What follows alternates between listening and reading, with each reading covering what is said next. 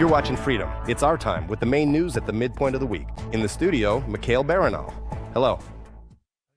Russian forces attacked an energy facility near Kremenchuk in the Poltava region.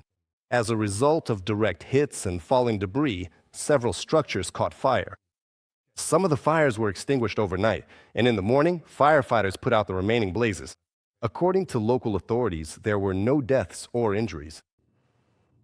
Ukrainian reports that due to Russian attacks, consumers in the Odessa region were also left without power. Fires broke out at energy infrastructure facilities. At this point, they have been extinguished, according to the State Emergency Service. 2 private residential houses and an administrative building were also damaged. There were no deaths or injuries. Around noon, Russian occupiers shelled one of the residential districts of Kherson. According to local authorities, 3 people were injured in the attack. Police officers took them to the hospital to receive the necessary medical care. All 3 suffered mine blast injuries and concussions. A Russian attack drone also targeted a forestry enterprise in the Chernihiv region. A security guard was injured and hospitalized in moderate condition. The administrative building of the forestry was destroyed. A fire broke out at the strike, which was quickly extinguished by rescuers. In total, Russia launched 154 aerial attack weapons against Ukraine last night. These were attack drones and ground-launched missiles. Air Defense Forces managed to shoot down 83 drones and 2 Iskander-M ballistic missiles. The aerial attack was repelled by aviation, anti-aircraft missile troops, electronic warfare, and drone units, as well as mobile fire groups of the Ukrainian Defense Forces. Russia's large-scale air attacks caused serious disruptions in Ukraine's power system and external electricity supply to 3 nuclear power plants. This led to a reduction in the output of certain reactors and temporary shutdowns of power units, said IAEA Director General Rafael Grossi. According to him, nuclear safety systems at the operating plants continue to function properly, and emergency power sources remain fully available. These disruptions have led to fluctuations in electricity production, temporary outages, and forced shutdowns of individual power units. In several cases, units were disconnected from the grid or operated at reduced power to maintain grid balance and prevent equipment damage after sudden activation of protection systems. Rafael Grossi, Director General of the IAEA, from a statement on the agency's website. In recent days, Russian forces have continued to exert pressure near Vovchansk in the Kharkiv region and in the Lyman direction in Donetsk. This was reported by Viktor Trehibov, head of the communications department of the Joint Forces Group. The occupiers in Vovchansk are trying to push out the Ukrainian defenders, but they have not succeeded. The enemy continues to exert pressure near Vovchansk and in the Lyman direction. There are also ongoing attempts to break through toward Kupiansk, but without much success. In Kupiansk itself, Russian forces remain present in the northern districts of the city, where they are suffering losses and trying to replenish their forces. In other areas, activity has not been very high in recent days. Viktor Trehibov, head of the communications department of the Joint Forces Group, speaking live on the Yedini Novini Marathon. The General Staff of the Armed Forces of Ukraine recorded 234 combat engagements on the front line over the past day. Russian occupiers stormed the positions of the defense forces near Konstantinovka 23 times. On the Lyman direction, the Russian army tried to break through Ukrainian defenses 27 times. On the Pokrovske section of the front, the enemy attacked 49 times. 1,460 Russian occupiers were eliminated over the past day by the defense forces of Ukraine. Thus, according to the General Staff of the Armed Forces of Ukraine, the total losses of the Russian army since the start of the full-scale war have exceeded 1,185,000 soldiers. In addition, the day before, Ukrainian defenders destroyed 7 armored combat vehicles, 23 artillery pieces, a multiple launch rocket system, and 160 units of automotive equipment of the enemy. Drones halted the operation of a Russian oil extraction platform in the Caspian Sea. This was reported by Freedom sources in the security service of Ukraine. The complex that was attacked belongs to the company Lukoil Nizhny Volg Neft. This is the first strike on Russia's oil infrastructure in the Caspian Sea. At least 4 hits on the facility have been recorded. Oil and gas production has been halted. I should note that this field is considered one of the largest in the Russian sector of the Caspian. Its reserves are estimated at 129 million tons of oil and 30 billion cubic meters of gas.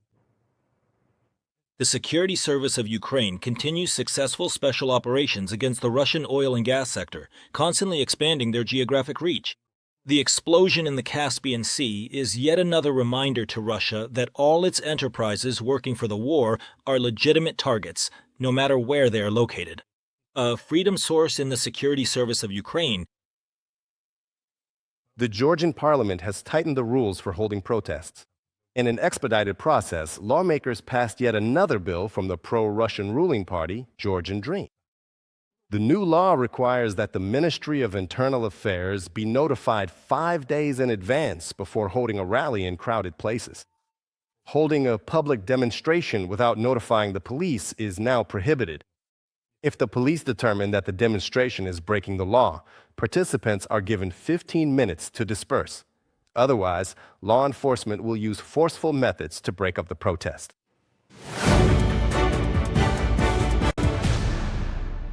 Germany is the driving force behind support for Ukraine among NATO countries.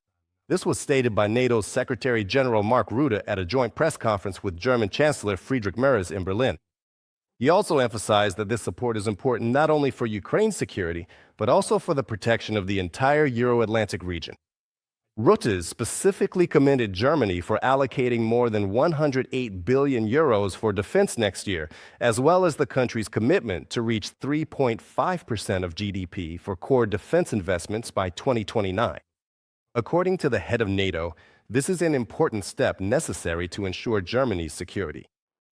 Undoubtedly, Germany remains the driving force behind support for Ukraine. You are helping Ukraine defend its sovereignty today and deter future aggression. And this is vital as we continue to support urgent efforts for a just and lasting end to this war. We firmly stand with Ukraine to achieve our shared goals. To advance this work, we will continue to increase pressure on Moscow.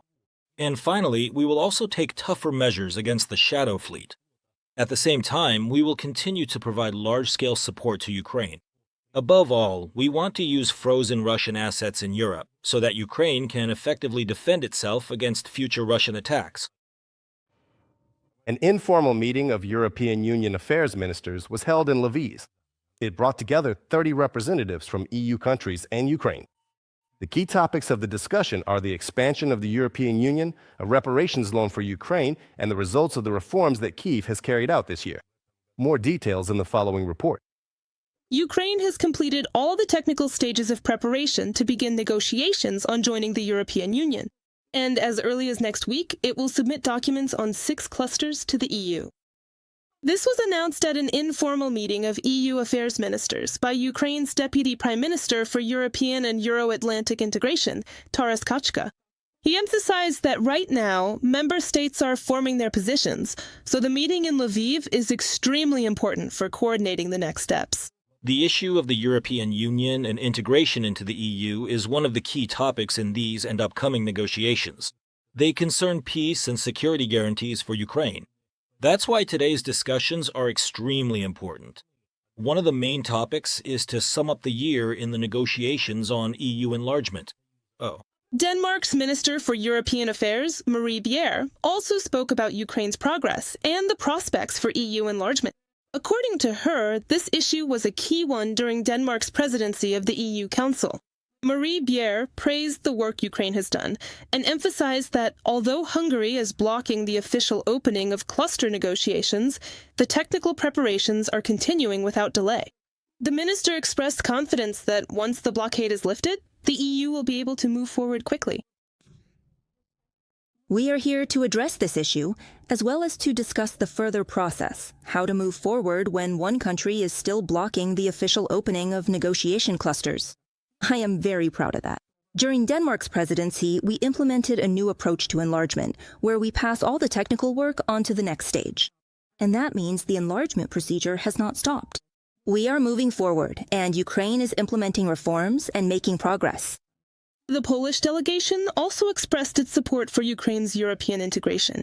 Poland's Deputy Foreign Minister, Ignacy Niemczycki, stated that the official Warsaw delegation came to Lviv to confirm this.